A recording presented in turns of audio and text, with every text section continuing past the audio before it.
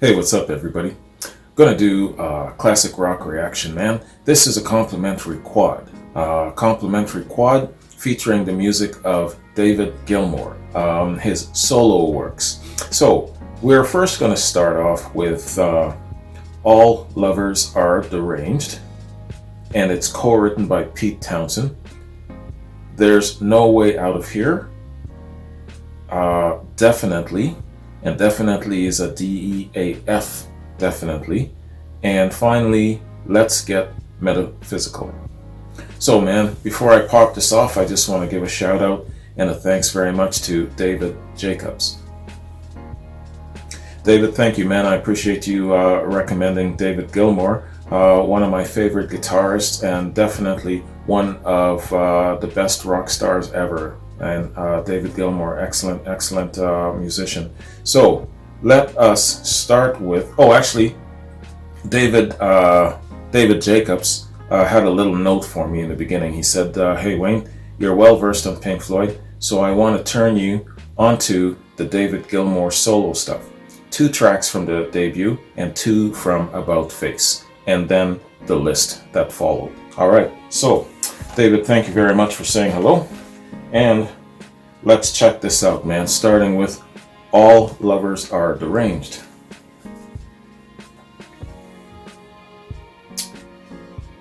David Gilmour. Let's see if his solo works has that cerebral seduction that Pink Floyd's got. Let's get it.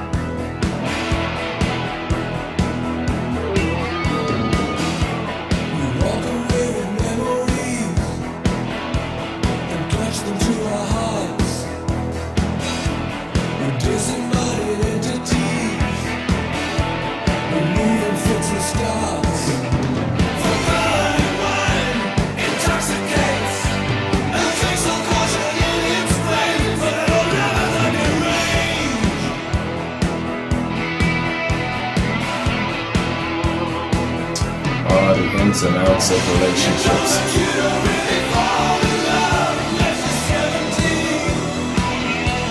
Where angels fear the trail.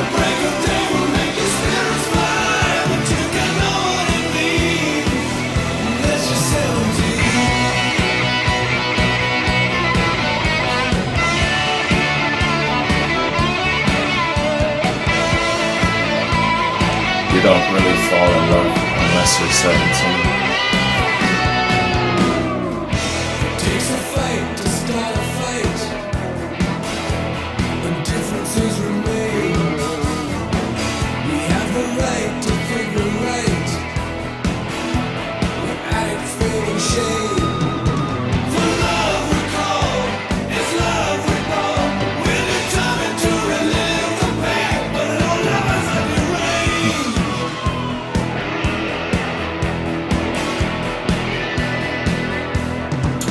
We're determined to relive the pain.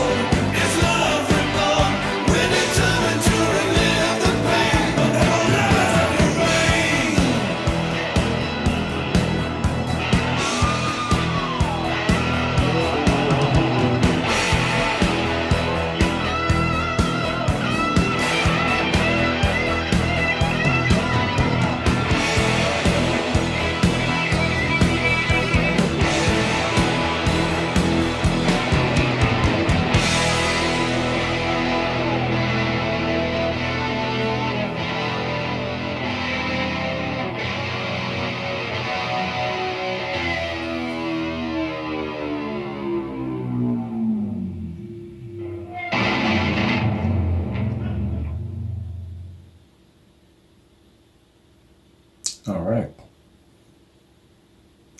Good song, man. Fun song in a way.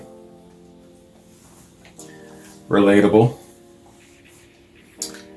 He's talking about that roller coaster ride in relationships, man. You know, you might know in the back of your mind that it's just not the right person for you. It's not the best choice, but for some reason you persist and you leave and you go back. You have these uncertainties. You have loose ends. You have things left unsaid. You just can't find the right angle to make this work, even though you're so determined. You come and you go. You know, it's a crazy, crazy whirlwind sometimes where it comes to relationships. And I think what he's saying ultimately is, I don't know, half the relationships that exist in the world right now should not be, something along those lines, but yet we persist. All lovers are deranged. Where are we at? Okay, man. So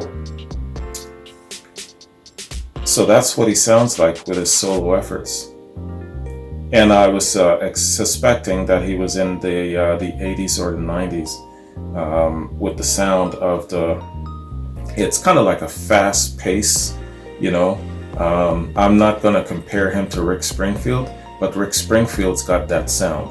And that kind of sound where it's very fast in the music, with the exception of Jesse's Girl, Rick Springfield's music has a very fast, rushing pace to it, and you know it's 80s kind of / 90s. And this song had that kind of slight rush feel to it. You know what I'm talking about? If you're a musically inclined person, I'm sure that there's maybe a technical term or a coined phrase to describe what I'm describing. You know what I'm saying. I'm sure you do. All right, man.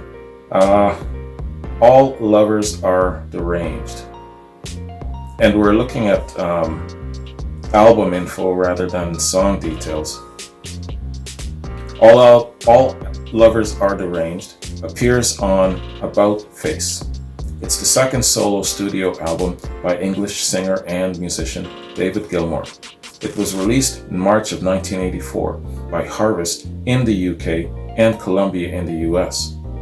Co-produced by Bob Ezrin and Gilmour, the album was recorded in '83 at Pat Marconi Studio in Boulogne, Billancourt, France. The lyrics of two tracks, All Lovers Are Deranged and Love on the Air, were written by Pete Townshend of The Who. The album received positive reviews and peaked at number 21 on the UK Albums Chart and number 32 on the US Billboard 200. Two singles were released, Blue Light and Love on the Air. The album was certified gold by the RIAA, remastered and reissued CD was released in 2006 on EMI in Europe and Columbia for the rest of the world. Recording. Gilmour said he wanted to take his time and make a really good album and get the best musicians in the world that I could get hold of to play with me.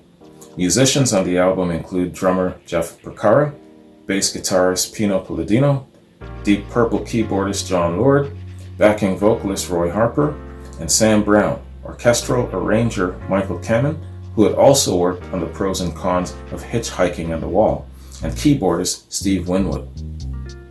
Yeah, brother, that's a really serious lineup of really excellent musicians, man. Again, getting little flutters in my mind of one of the reasons why that I always speak of that renaissance of creativity, especially in the 70s, was so created such great prominent artists because they overlapped each other, they wrote for each other, they collaborated, they rubbed shoulders, they complemented each other, that sort of thing. They hung out with each other, they inspired each other. I don't know, as time came into the present stage, it seems like the world got bigger and bigger and the common thread of musicians stretched out. They weren't able to, seem to connect as much. That's just the impression I'm getting. Even though we're in a world of social media and all of these different elements that can connect us, it doesn't seem like, the artists of today were as connected to each other as the artists of yesteryear. What am I talking about? you know, Jimmy Page has rubbed shoulders with so many other musicians along the way, and then he took that and then he met up with somebody else. You know, some of the members of The Who were going to be part of Zeppelin. They came really close. They inspired each other's music. I believe The Who even inspired the name Led Zeppelin. So lots of overlapping like that. Lots and lots of collaborations. Iggy Pop lived with David Bowie, you know, that sort of thing. They helped each other through rehab and stuff like that. I guess even when rehabs weren't around in the 70s. So they helped each other to kind of kick their bad habits. So those are the things I'm talking about. It seemed like it was a smaller world back then when you had these great artists who were just collaborating with each other, overlapping with each other, and collectively they all made this genre body of classic rock really, really great, you know? I'm telling you, that renaissance of creativity, it's the element and it's the juice, the underlying fabric of this entire reaction channel. It's the shit that keeps me doing reactions. Whenever I see little things like this, I get little pricks about it. One of these days, y'all, I'm gonna write a book about it. I'm gonna, I don't know, do some sort of, documentary or some shit about it. The renaissance of creativity. Hold me accountable. All right. What am I trying to say? I'm just trying to say it's really cool to read that Pete Townshend was a part of his efforts, and Steve Winwood, you know, and all of these great artists, John Lord of Deep Purple. They collaborate, they help each other's projects and all of that stuff. That shit's really cool. That's all I'm trying to say. Critical reception. Writing for All Music, critic Tom DeMello wrote of the album, "The songs on About Face show a pop sensibility that Pink Floyd rarely was concerned with achieving," adding that About Face is a well-honed rock album that is riveting from beginning to end. Okay, All Music, Tom DeMello. And that concludes our look at All Lovers Are Deranged, specifically the album it's on, About Face. Good song. All right, man, let's check out our next track, and that is There's No Way Out of Here.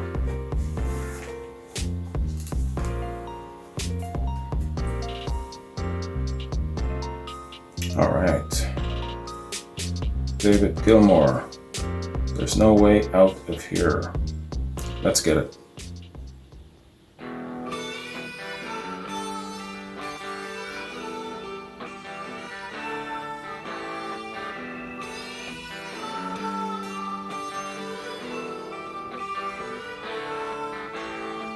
There's no way out of here. When you come in, you're in for good.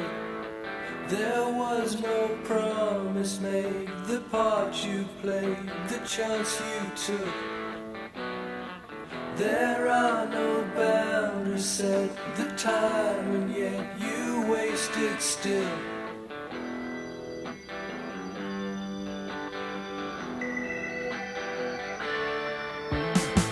So it slips through your hands like grains of sand. You watch it go.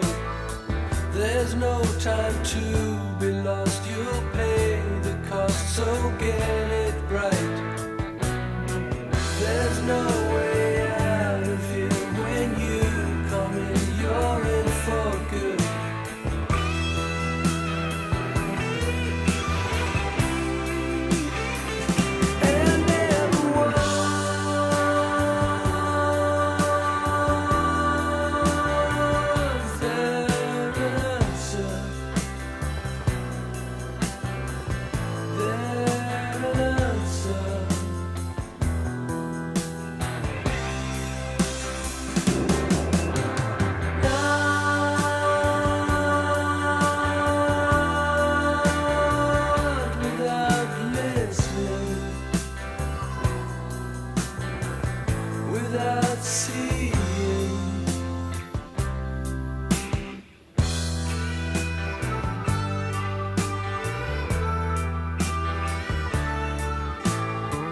There are no answers here.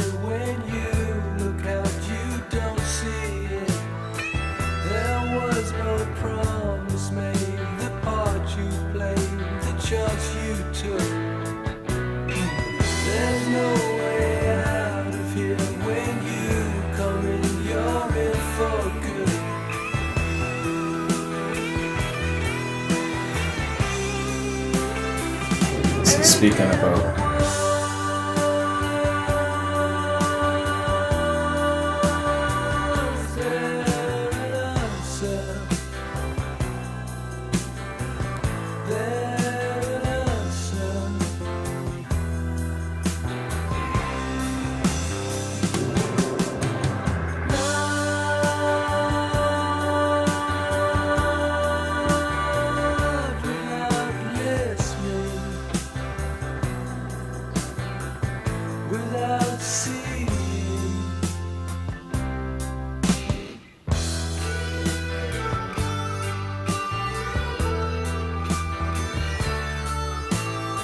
There's no way out of here when you come in, you're in for good. There are no answers here when you look out, you don't see it. There was no promise made, the part you played, the chance you took.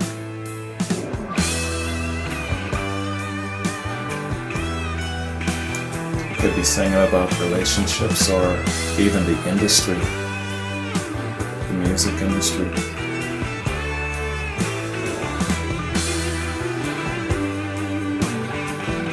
There are no promises.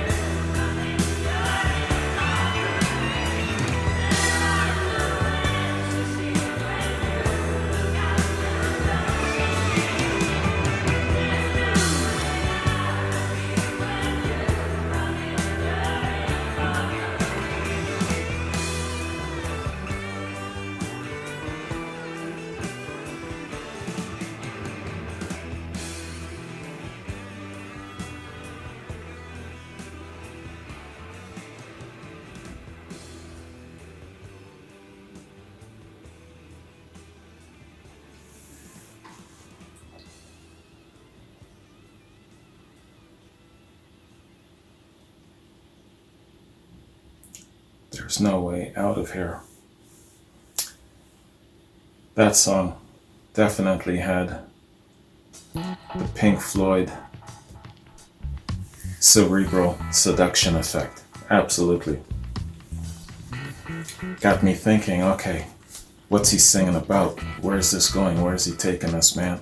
You know, is he singing about relationships? Is he singing about the industry itself? Is he singing about some other kind of experience, some other kind of journey, you know, and it's got your mind wondering? Definitely got that cerebral seduction effect. All right, good song, man. Easily be a Pink Floyd song. So,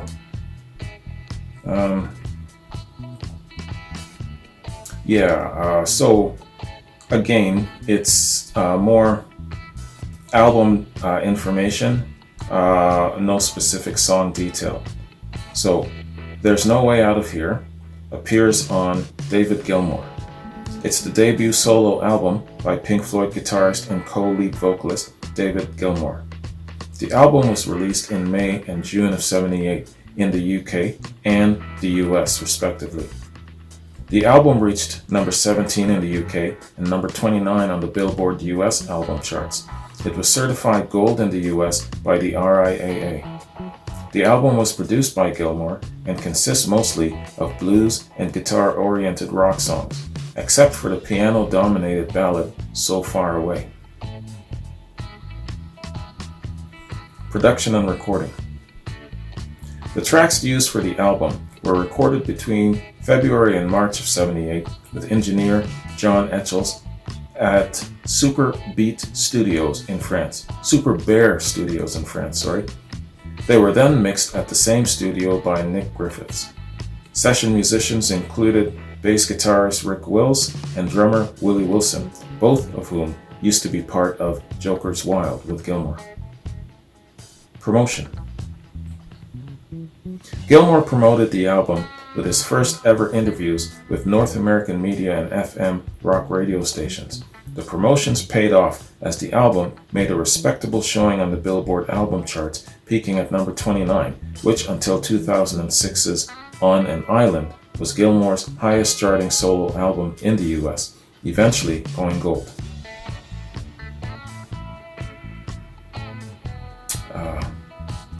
Release and reception. The album was released in the UK on the 25th of May and on the 17th of June in '78. In an interview with Circus in 1978, Gilmour said, quote, "This album, David Gilmour, was important to me in terms of self-respect. At first, I didn't think my name was big enough to carry it. Being in a group for so long can be a bit claustrophobic, and I needed to step out from behind Pink Floyd's shadow." Unquote. All right. Well, you did very well with that, brother. Good on you for even, having the grapefruits to step out. A lot of people just get scared and they don't want to venture out because they're visualizing what if I fall on my face, what if, and they basically stay stuck because they've been comfortable in a certain mold. But you broke out, man, so good for you. Good on you. All right, man. So, let's check out our third track, man. And that being Definitely. Spelt D-E-A-F, Definitely.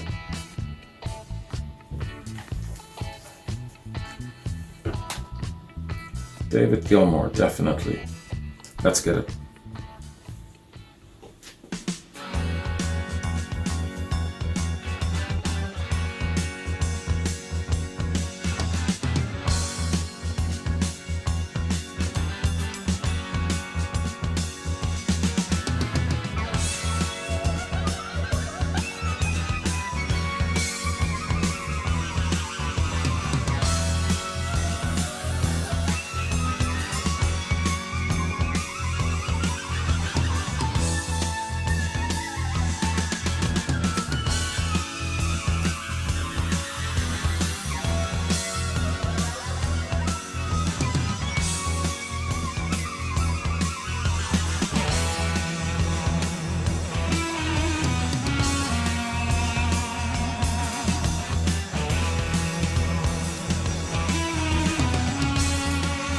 I didn't realize that.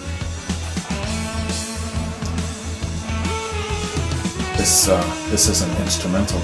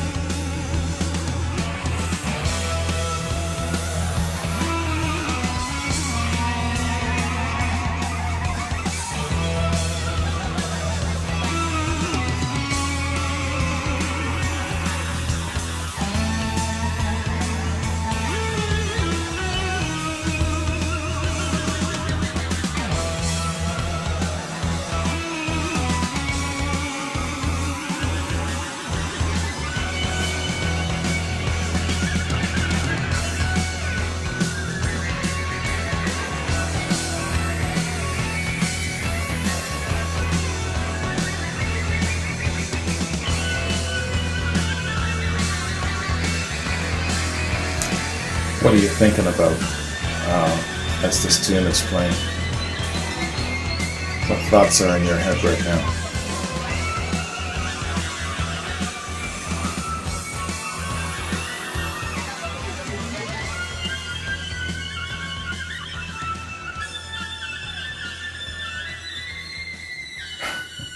You know what it's got me thinking about?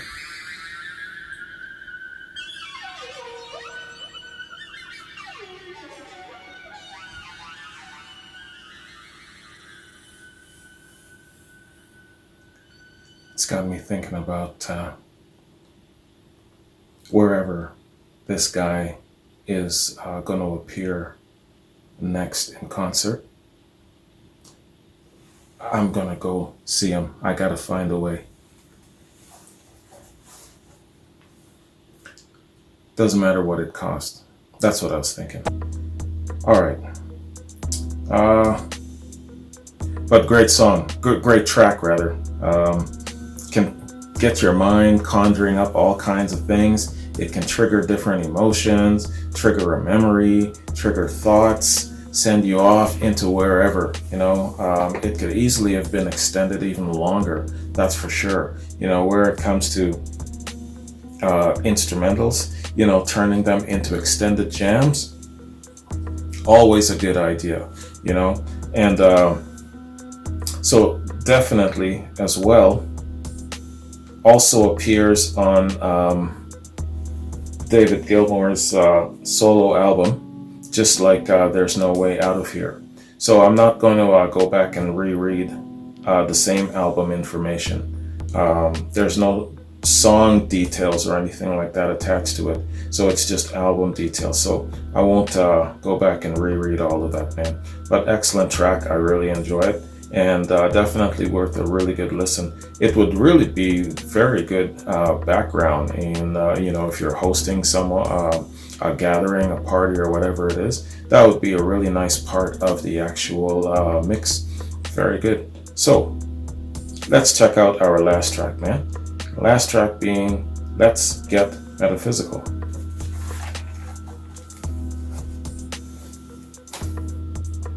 Metaphysics. Isn't that, correct me if I'm wrong by crude definition, isn't that the science now being in a position, in an advanced position, to actually validate the existence of something or someone? What am I trying to say? Metaphysics, I believe, can now validate the existence of the spirit world, the spirit realm, or God, if you will. I'm sure that there's a lot more to it than that. If you are metaphysic people and you understand the definition, I'm sure that my definition of it is very crude. So add to it a little bit for me.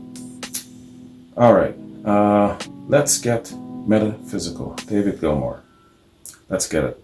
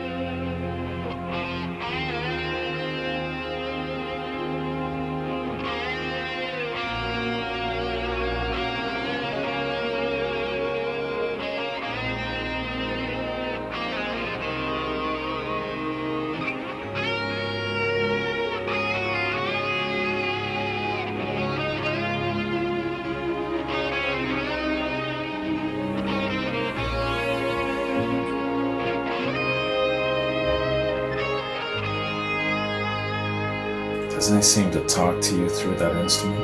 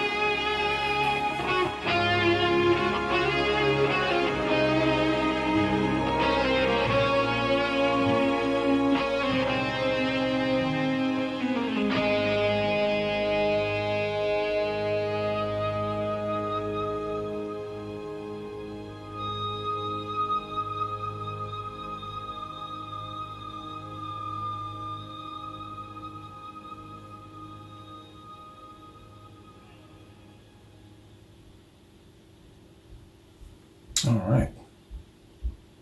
Very nice.